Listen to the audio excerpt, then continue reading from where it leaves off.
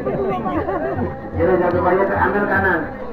Buka kiri kanan. Lanjut sana Bu.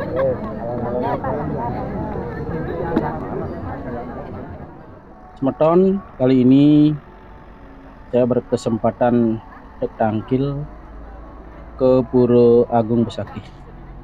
Dan inilah wajah baru kawasan Pura Agung Besakih semenjak dilakukan penataan kawasan suci Besakih oleh Gubernur Bali Bapak Wayan Koster. Jadi ini di area Manikmas. Sebelum kita memasuki area Pura Besakih, kita diwajibkan untuk diperiksa barang bawaan atau persembahan atau banten yang kita akan haturkan agar terbebas dari sampah plastik. Memang ini untuk membiasakan para pemedek untuk tidak lagi menggunakan pembungkus plastik untuk barang bawaan atau canang-canang yang akan dihaturkan. Ini memang tidak mudah, namun perlahan-lahan mungkin kita mulai membiasakan diri, mulai sadar akan bahayanya sampah plastik terhadap lingkungan, terlebih di kawasan suci Pura Besakih. Jadi Provinsi Bali bekerja sama dengan pemerintah pusat melalui Kementerian PUPR melakukan penataan terhadap kawasan suci Pura Besakih dengan menelan anggaran mencapai 378,4 miliar melalui anggaran pendapatan belanja negara. Dan dari area parkir Manikmas kita berjalan kurang lebih sekitar 1 km. Namun ada beberapa juga, terutama mereka yang lansia, kemudian ibu hamil dan anak-anak, itu mendapatkan pelayanan khusus melalui mobil bagi. Ini merupakan kawasan Pura Ulun Kulkul. Kemudian di sebelahnya merupakan kawasan Pura Gorajo yang masih merupakan bagian dari kawasan Pura Besakih.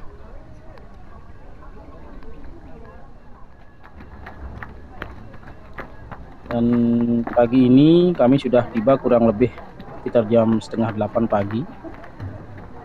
Nampak pemedek sudah ramai berdatangan dari seluruh Bali, bahkan dari luar Pulau Bali, untuk dapat bersama-sama melakukan persembahyangan di pura terbesar di Indonesia ini. Jadi kami sudah tiba di depan Candi Bentar, mau menuju ke Pura Catur Lawu Linggih di Ratu Pasek. Di sini sudah terlihat antrean yang lumayan. Di sini kami kurang lebih mengantri sekitar 25 menit, teman-teman. Kebetulan ini adalah hari Minggu terakhir setelah libur panjang Lebaran. Jadi mereka yang sebagian besar mungkin pegawai negeri, ASN, berusaha untuk bisa datang sembahyang pada hari ini. Namun antrian ini tidak berlangsung lama, tidak seperti hari-hari sebelumnya.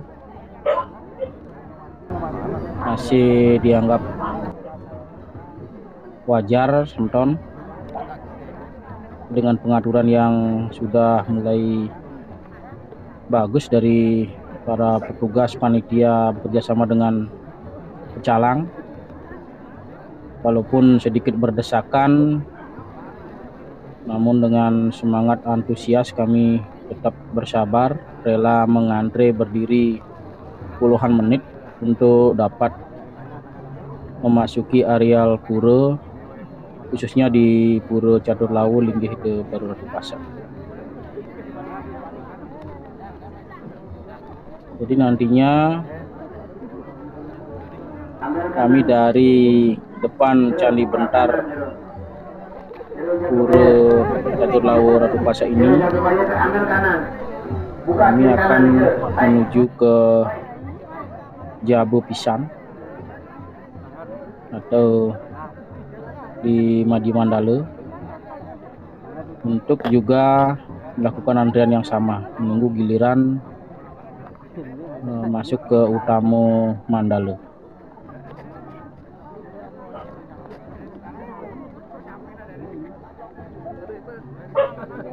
Terlihat dalam video ini antusias para pemedek dari seluruh Bali pada saat ini, saat Ida Bedara turun kabeh yang dimulai pada Purnamaning Sasi Kedasa dan akan disineb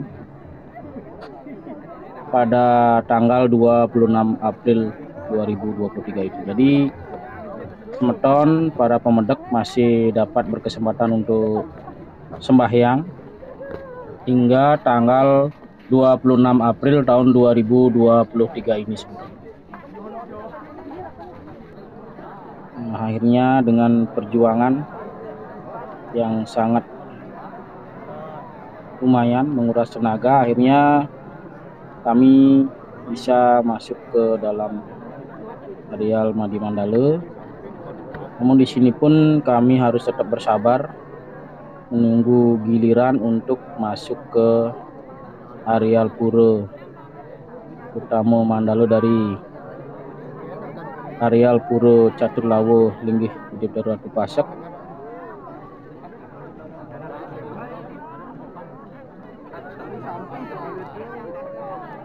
Jadi pemandangan ini sudah biasa,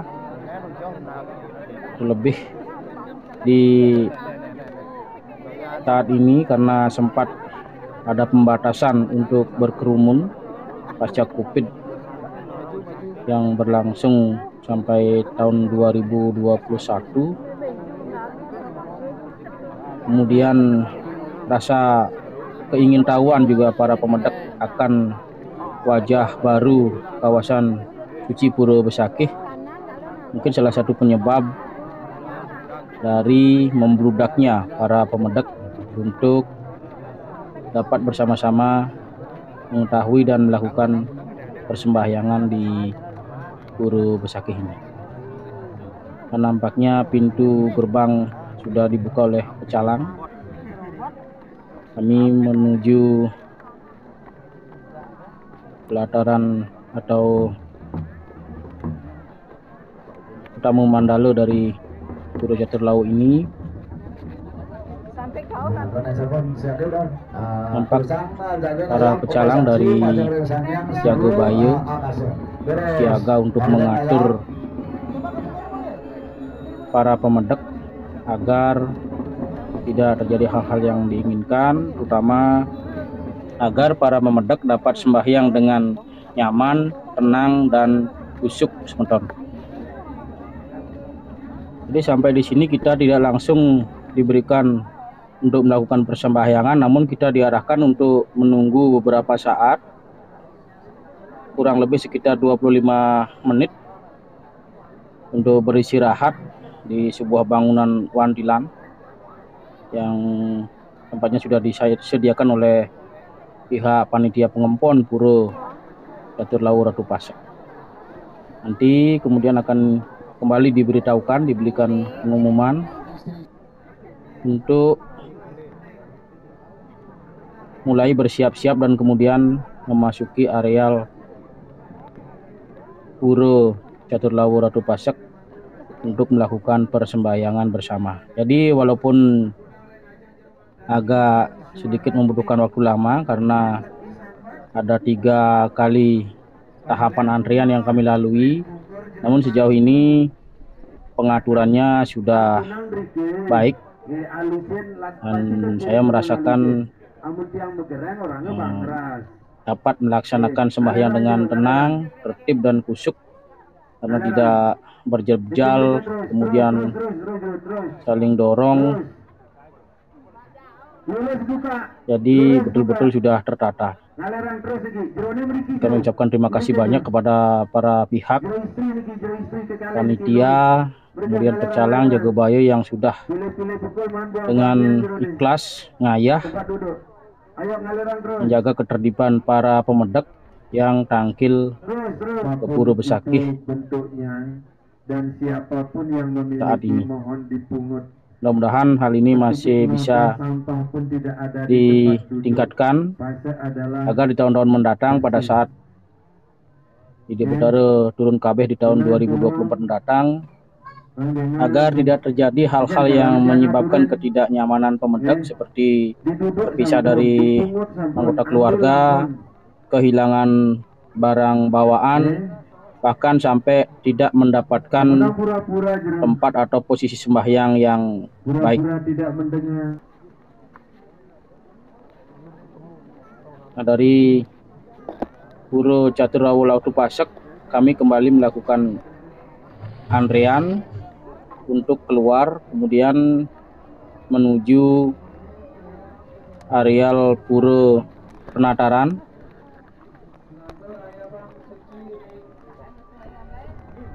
Namun sebelumnya kami akan melakukan persembahyangan atau pedetangkil di areal Puro Pedarmaan Sri Nararia Krishna Kepakisan yang merupakan salah satu bagian dari pedarmaan yang ada di areal Puro Besakih ini. Jadi masing-masing pramu atau warga masyarakat yang pedetangkil ke Puro Besakih ini masing-masing memiliki pedarmaan yang biasanya wajib harus sembahyang di masing-masing pedarmaan tersebut.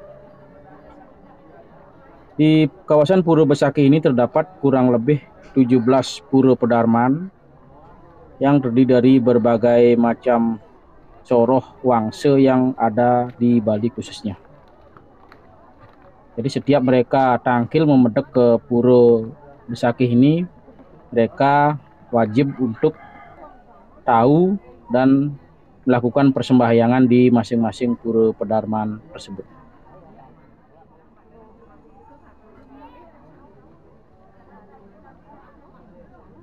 Jadi sebelumnya para pemedek ini melakukan persembahyangan di masing-masing puro pedarmaan. Setelah itu barulah mereka melakukan persembahyangan di Puro Penataran Agung. Namun ada juga para pemedek yang sembahyang ke Puro Besakih ini akan melakukan persembahyangan di beberapa puro yang ada di areal kawasan Puro Besakih ini selain puro pedarmaan, tergantung dari tujuan, kepentingan, kemudian kemampuan dari para pemedek masing-masing.